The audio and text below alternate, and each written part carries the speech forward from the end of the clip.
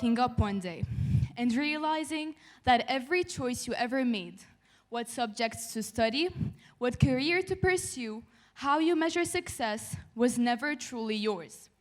Imagine that from the moment you learned to read and write, you were not being taught how to think, but what to think. That your dreams, potential, and identity were sculpted not by your own passions, but by an invisible force designed to mold you into a predefined role. What if I told you that the very foundation of our education system, the system we rely on to shape young minds, was never meant to nurture curiosity, creativity, or intellectual greatness, but rather to mass-produce obedient workers for an economic machine? What if the choices you believed were personal and free were in reality the only choices you were ever allowed to see? Let's step back for a moment. You enter school at the age of 3 or 4, wide-eyed, full of questions, and hungry to explore. Slowly, the system begins its work. You learn that there are right and wrong answers, not just in math, but in life. That authority is absolute, that questioning too much is disruptive, and that success is measured by numbers, not by knowledge, in which you are sorted and ranked. By personal experience, my childhood has been filled with laughter and innocence, in which my decisions and personality today are based on the values that have been transferred to my child self, shaping me today and making me the person I am. In other words, our modern education system has become so carefully designed and structured in which we fail to predict what is meant to be true and what is merely a constructed illusion. In addition, to start talking about this subject, I would like to say that my experience in school and today has made me realize that the very structure in which we live today, rigid schedules, bells dictating our every move, the passive absorption of information without room for debate, mirrors that of industrial labor training. It was never about unlocking human potential. It was about creating a society that runs efficiently, predictably, and most importantly, without rebellion. At the start of 15 years old, your worth becomes a GPA or a university acceptance. While becoming more aware of my surroundings, my main objective was to make my parents proud, thinking that my worth depended only on the compliments I received by elders. You're so smart and disciplined, they said, making me think that the chance to excel and make a career based on my passions for piano or tennis was based on a 1% probability. I mean, how many times have we been told what success should look like? Study hard, get good grades, attend a prestigious university, secure a high-paying job. But success, according to whom? A child passionate about painting is told that art is just a hobby, while another child brilliant in mechanics but struggling in algebra is labeled underachieving. The irony is that history celebrates those who broke free from this mold. College dropouts Steve Jobs and Elon Musk openly criticized traditional schooling, stating that the system fails to nurture problem-solving and creativity. At the start of adulthood, if the very minds that revolutionized our world had to step outside the education system to truly create, then what does that say about the system itself? Furthermore, ladies and gentlemen, the modern education system is a carefully designed structure meant to shape identical, so-called unique citizens, not independent thinkers, tracing back to the Prussian education model, which was never meant to give birth to innovators, but to train disciplined soldiers. In contrast, this routine is so deeply embedded that we rarely question it, making us think that the chance to pursue a true reality is absent. Reality is absent. On another point of view, if we're going to talk about theories, Doesn't COVID-19 and overpopulation ring a bell? Hasn't anyone wondered, during the 2 years we forcefully stayed at home in, what kind of experiments were happening in the world? Some say the virus was purposely made in hopes to kill the unimportant ones to sell the many forms of vaccine, while others say that it was a calculated project to hide the world from dangerous experiments wanting to be executed by the government. As for me, I wouldn't have aligned with any of these suggestions until the day where my mom's Facebook post was deleted by the application.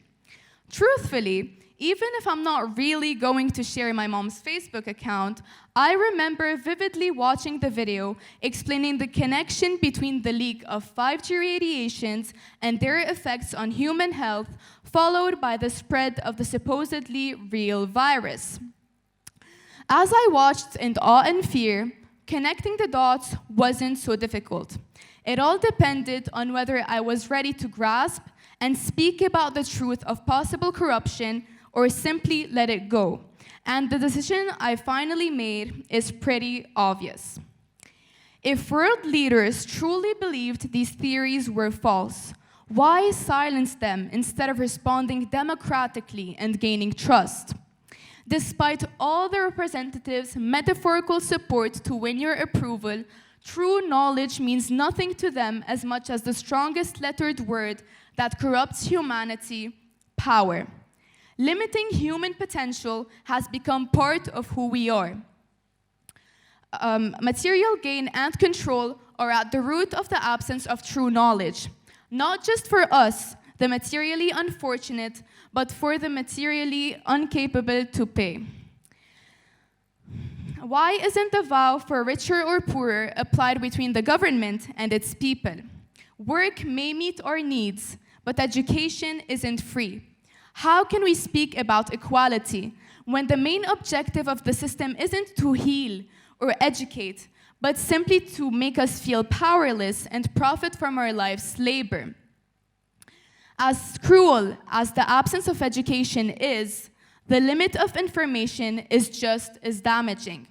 Haven't you ever wondered what we, or the hidden minds around us, could achieve if we were taught the right ways to succeed?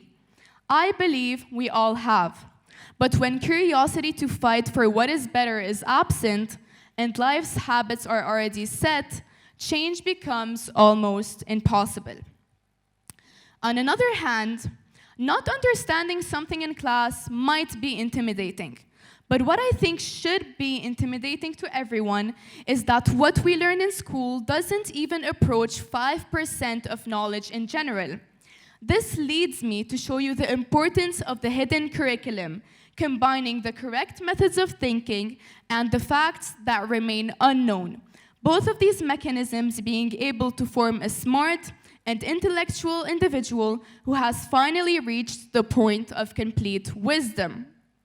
Going back in history, since the birth of human art, many authors took the matter of their own beliefs into their own hands and published many truths for the whole world to see.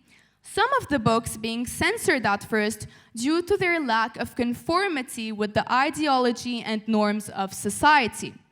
Now, if I'm going to present to you all a credible explanation of my own educational testimony proving my point about the hidden curriculum, I would take as an example the censored writings of George Orwell, including 1984 or Animal Farm, both of these texts being learned by my classmates and I some years ago. If they were standing in front of me today, in which both of these books would be conversed, my question to them would be, have you ever really thought about the reason why these books were banned and the symbolism behind the elements of the stories? I believe their answer would be, I don't think I remember the story very well, or something like, I haven't really thought this far. This insinuates that this oblivious state revolving around the corrupted reality we live in is because that 1 second of reflection was annihilated by common test questions surrounding only the structure of the text in this case. Additionally, from a scientific point of view, While we sit and learn briefly about the way the Earth and planets work, how can we memorize a physics formula when theories somewhat stating that the landing of the moon was fake and the publicity stunt against two rival countries are still out there? I mean, maybe the landing did happen, although how can you explain the sudden death of people who elaborated these theories and the refusal of Neil Armstrong himself to talk about the trip even 20 years later?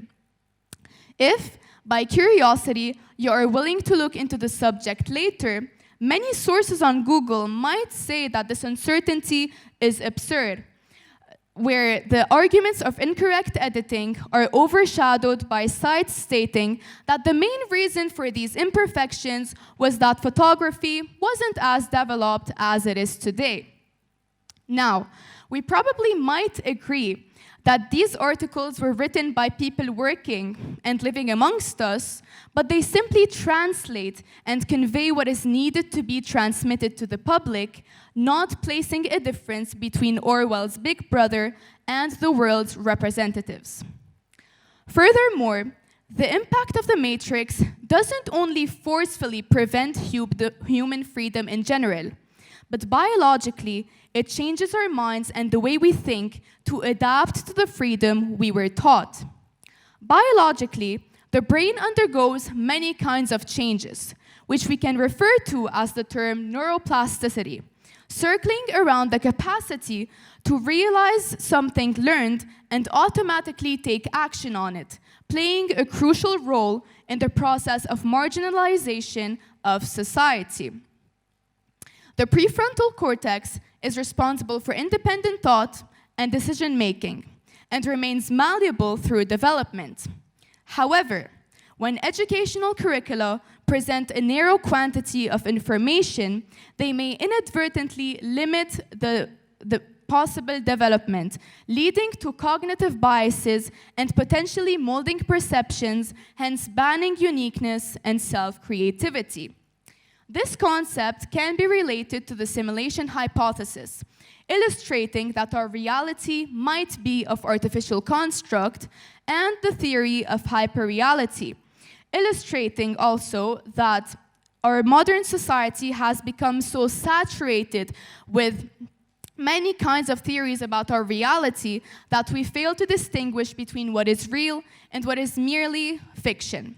This idea, also related to the movie The Matrix, makes us notice that even when reality is quite literally presented in front of us, our unconscious uses the excuse of studied fiction in cinema, as our world is already filled with artificial media and technology. Yet, the government's vague responses only deepen public suspicion, making them passively accept the world as it is presented to them. However, we should not forget that escaping the so-called life simulation makes us the protagonists and heroes of truth. The choice remains yours. Are you still able to live in oblivion, proving the success of the manipulative works of the Matrix, or will you be able to escape and access true happiness? Before closing the door on this beautiful and expressive opportunity, I am standing in front of all of you as a senior student who has spent 15 years in this establishment, wanting with this final project to bid farewell to my high school chapter. Dear guests, to not embed any confusion, I will, as my peers, attend a renowned university based on the results of my work, throughout the knowledge given to me during all of these years. The point of this subject isn't to neglect what this educational system offers us. The main conclusion should revolve around the capacity to balance what is asked from us as society members, as well as grasp the full thinking capacity of our brain and passions. This being said, I want to thank my parents, my friends, my teachers, and every person that I crossed paths with that altered my life's perceptions. To further embed this message into each and every one of you, I leave you with this.